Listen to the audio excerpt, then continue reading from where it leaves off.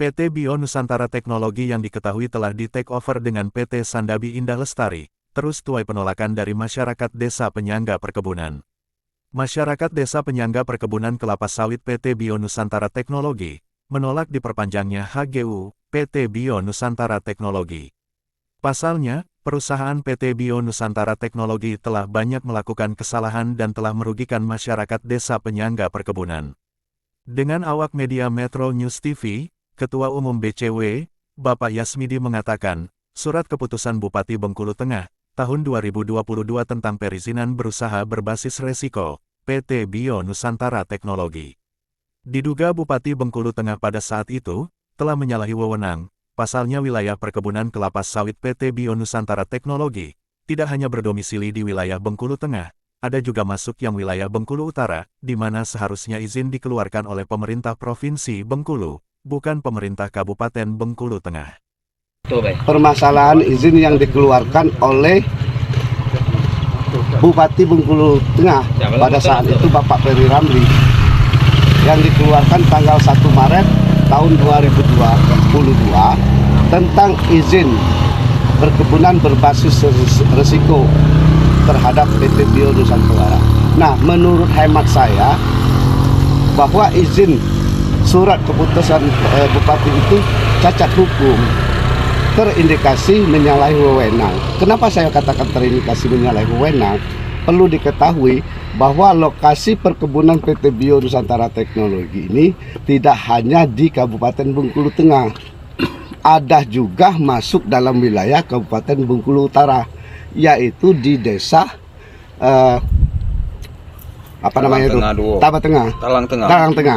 Nah, ini kan dengan berbatasan ya lebih kurang 40 hektar lebih itu masuk ke lokasi Kabupaten Bengkulu Tengah. Artinya segala sesuatu perizinan tentang perkebunan PT Bio Nusantara Teknologi tidak dapat dikeluarkan oleh Kabupaten Bengkulu Tengah. Itu harus dikeluarkan oleh provinsi. Maka saya mengatakan Surat Keputusan Bupati Bengkulu Tengah tanggal 1 Maret tahun 2022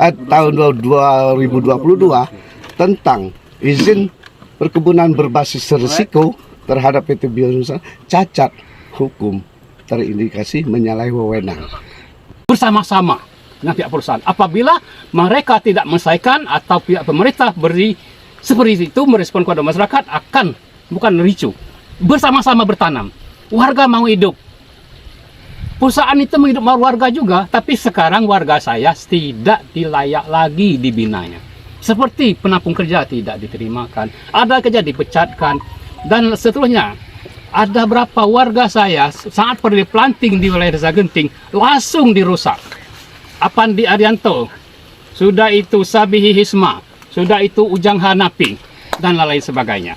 Itu yang dirasakan masyarakat.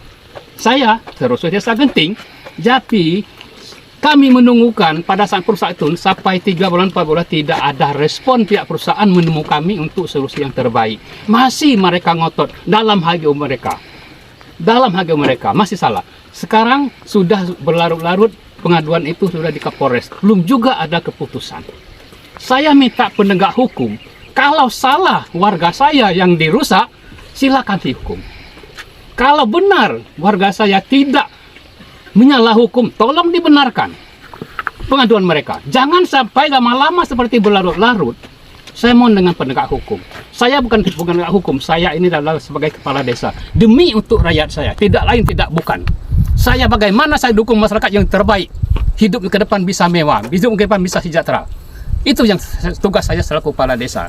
Jadi yang terakhirnya, pesan warga saya, mohon pemerintah dihentikan aktivitas dulu sampai waktu 2025 31 Desember. Sama-sama bertidur. Terima kasih, Bu.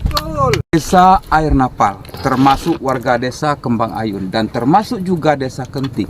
Saat ini 3 desa menolak perpanjangan izin HGO dalam bentuk perusahaan apapun di wilayah 3 desa tadi, Pak. Jadi kami sepakat semua bahwa kami akan menolak perpanjangan HGO, baik PT SIL, PT Dio, atau PT-PT lain yang masuk. Karena apa, Pak?